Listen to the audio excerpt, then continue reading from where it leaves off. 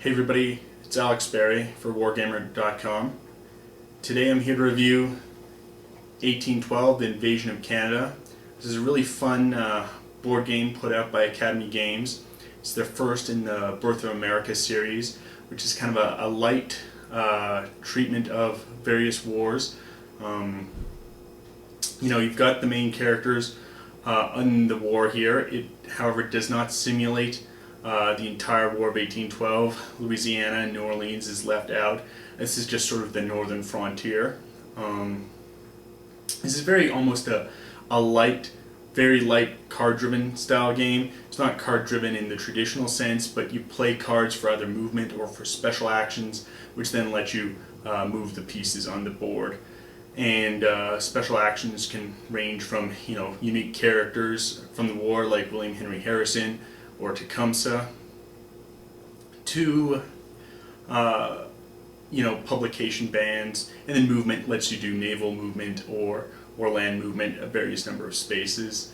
Now, for those of you who aren't familiar with the War of 1812, this is the 200th anniversary of sort of the war between Britain and America, fought primarily in Canada. Numerous reasons for the war.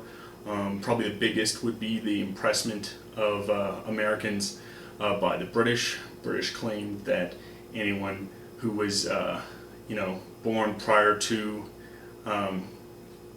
American Revolution being completed successfully was still a British citizen, and therefore the British had the right to impress them. There's some other reasons, such as American expansionism and dealing with trade with Europe, as Britain had imposed a blockade on France. And so there's various causes for the war. And those political aspects aren't really gotten into in the game itself. It's simply the war itself. Rulebook is not quite as good as some of the other Academy Games rulebooks. They have some very nice historical overview, 4 or 5 pages, which most Academy Games have. That's well done, just as good as they normally do. The other rulebooks pages, there's multiple scenarios. Almost all Academy Games have those multiple scenarios. Here there's just an intro one, which you really don't want to play multiple times, and then 1812 start and 1813 start. So there's really just 2 scenarios, but they're both good. And then the rulebook, pretty clearly explains stuff. However, there is no table of contents and there's no index. Now the rulebook's not that big, at discounting the historical overview and the scenarios, and you're actually looking at the rules itself, it's just 6 pages. However, if you're trying to look up a specific rule and thumb through it, that's a little difficult. Additionally, there's no player aids in this game. If you've seen my last review of Strike of the Eagle, I really loved the player aids in that game, also put out by Academy Games. Excellent player aids. Maybe Academy thought that the game was just light enough they didn't need it. However, if you put the game on a shelf for a month or so and you come back to it, it'd be nice to have a player aid, especially when you're dealing new players into the game. Player aids are always helpful, and so it's a shame they don't have it here, especially because some of the rules are unique. This is a 2 to 5 player game, and you can play with just sort of the American side and the British side, or you can divide it up into 5 players where one person's the American militia, one person's the Canadian militia, one person's the American regulars, one person's the British regulars, and one person's the Native Americans allied to the British. And the game plays great with both, just 2 player with 5 player. However, there definitely are some balance issues in this game. I've played the game 6-7 times now, and the British player has won all but one of those times. Tracking win statistics on Board Game Geek, British player wins about 80% of the time. So the game isn't totally balanced. But it's not to say the game's broken. It doesn't have a game-breaking mechanic. And I think with just a little bit more balance, you can even it out. I know the designer of the game, Bo Beckett, I think is Canadian, so that his personal bias might have played into that a bit. And I think if you spot if you have a bidding system where you're bidding for the Americans and you get some additional cubes, you can compensate for that unbalance. And the game is still fun, even with that balance issue. Even with the British player traditionally winning most of the games. It's still a very fun game, still playable, and it's just an uphill battle, and you can go into it knowing that. It's still a very fun game, and the game isn't broken. It's maybe unbalanced, but not broken. But why don't we take a look at how the game itself actually plays. So here's an initial setup of the game. On the board are printed sort of initial setup for the 1812 scenario. So you can see here in this part of where Fort Niagara is, that part of New York, there's going to be 2 American militia. They are white, and then 2 American regulars. They're blue. And there's certain amounts printed throughout the map for everyone. And then after all the initial placements are placed, the British player gets to place an additional 4 pieces, 4 cubes of troops for each player they control. So 4 for the Canadian militia, 4 for the British regulars, 4 for the Native Americans, and then the American player, in reaction to that, gets to put 6 6 American regulars rather, and 6 American militia wherever they want in their homeland countries. Now, see, the board is blue and red, clearly defining the different homeland areas, and this is very important when you're doing a battle, because wherever the battle takes place, that's who has initiative, and they'll be rolling dice and taking and dealing hits first before the other person counterattacks. So where the battle takes place is very crucial for this game, and it's really when do you attack, when do you make that move and try and surge into your opponent's country is very, very key. Here we've got the round and turn marker, so we've set the round at 1, and the American regulars always start.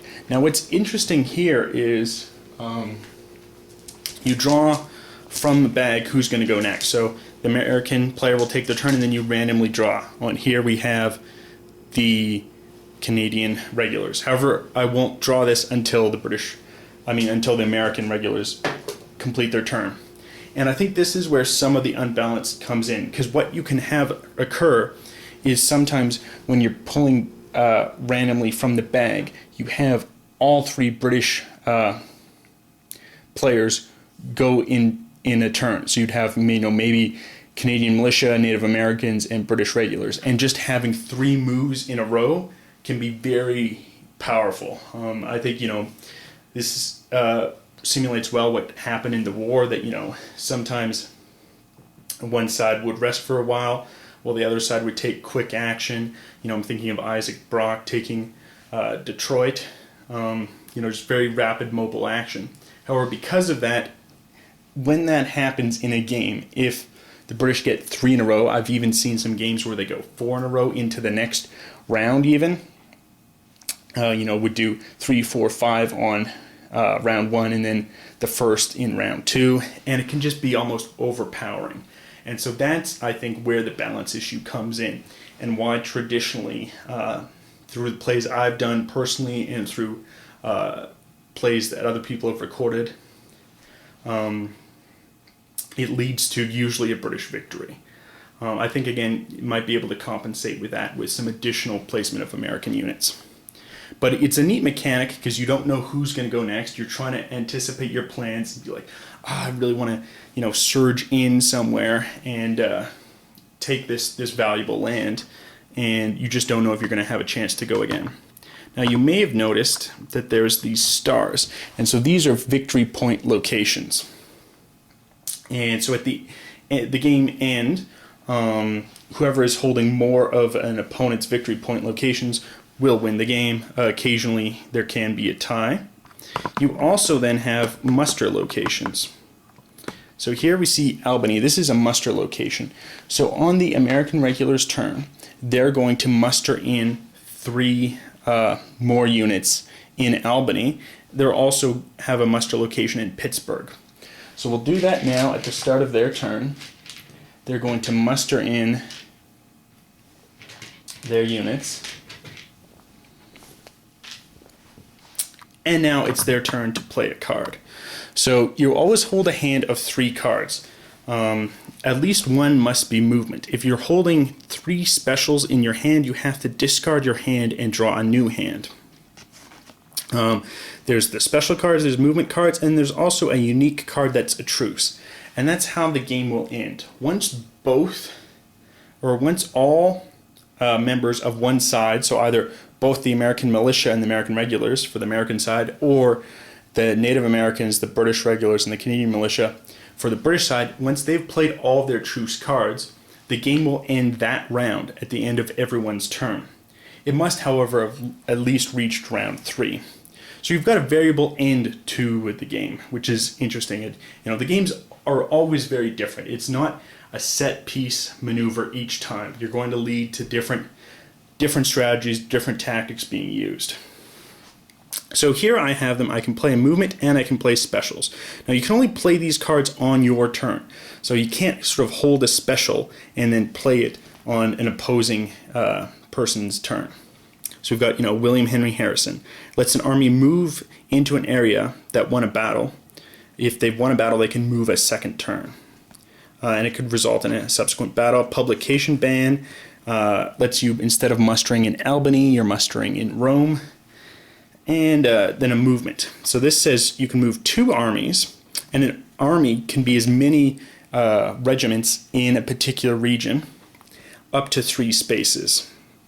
So as the American player, I'm going to play that card on my turn, and then I'm going to move.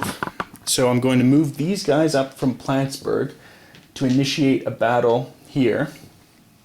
Now, even though I could have moved 3 spaces with this card, I can't. I have to stop as soon as I've engaged my enemy, and then I can move another unit up to 3 spaces. So I'm going to move here in Albany, and as you noticed, I'd move both American regulars and American militia, and that can occur as long as there's at least one American regular in that unit if I'm playing an American regulars card. So it's very important to sort of have combined arms and to have both American militia and American regulars together in order to move them depending on whose turn it is. So for instance, I couldn't move these American militia out of Utica because there's no American regulars to command. I can move these guys out of Albany though. So I'll move them up 1, 2, 3 to Sackett's Harbor.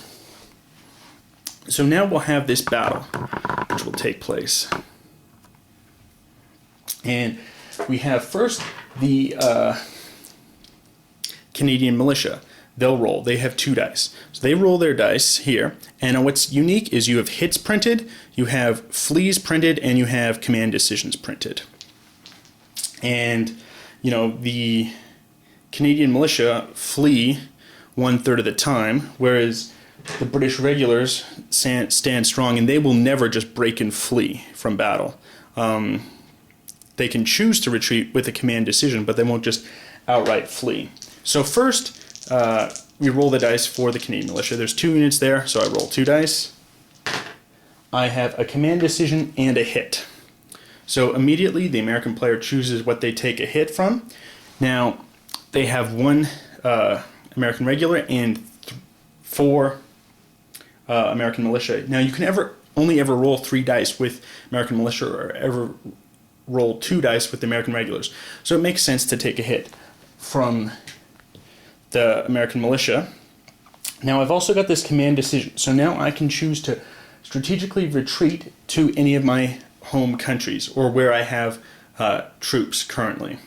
Now they're going to roll 4 dice back at me, probably going to get 2 hits. So it's smart to retreat before they take the hit.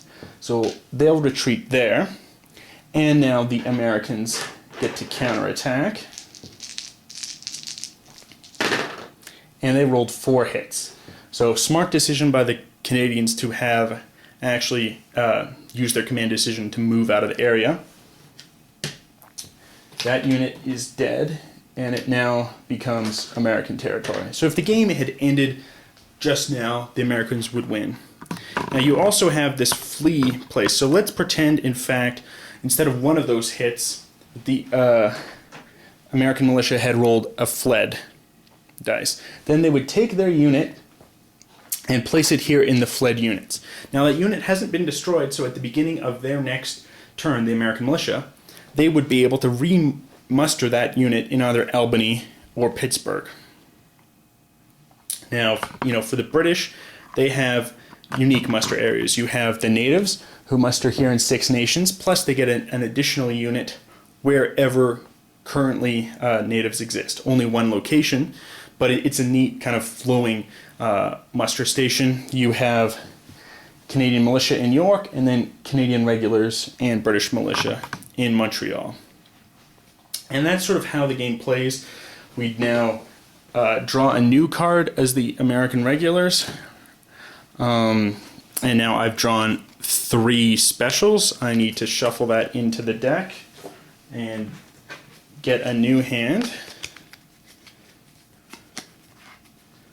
Okay, 2 specials and 2 movements. That's a valid hand for my 3 cards. We draw from the bag, see who goes next. And it's going to be the natives. So now the native player will take one of their 3 available cards, do an action, and the game continues. So it's a fun, very light war game, It's not a heavy game, but there's a lot of fun. Rolling dice is always fun, brings a lot of excitement. You've got constant back and forth of who's controlling these cities, where you're trying to go in. Key is obviously to try and capture people's muster locations so they can't bring in reinforcements there. That's how you're really trying to completely cripple your opponent's ability to wage war. And it's a fun game. There are some balance issues, but the game's fun in spite of that. Definitely looking forward to the next game in the Birth of America series by Academy Games. Anyway, till next time.